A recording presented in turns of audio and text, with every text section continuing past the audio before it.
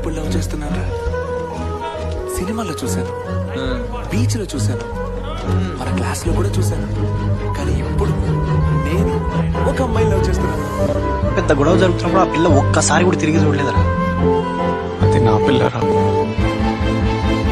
తన్నే ప్రేమించాను, తన్నే పెళ్లి చేసుకోవాలనుకున్నాను. చేసుకొని సాగలేదు.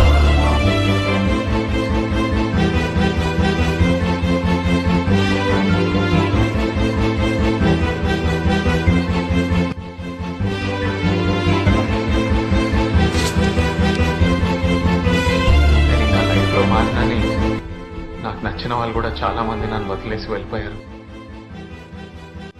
ఎవరైనా పెళ్ళంటే ఎప్పుడు నమ్ముతారు? మీరేంటి సార్ ఎందుకని అడుగుతున్నారు? అందుకే అడుగుతున్నాను.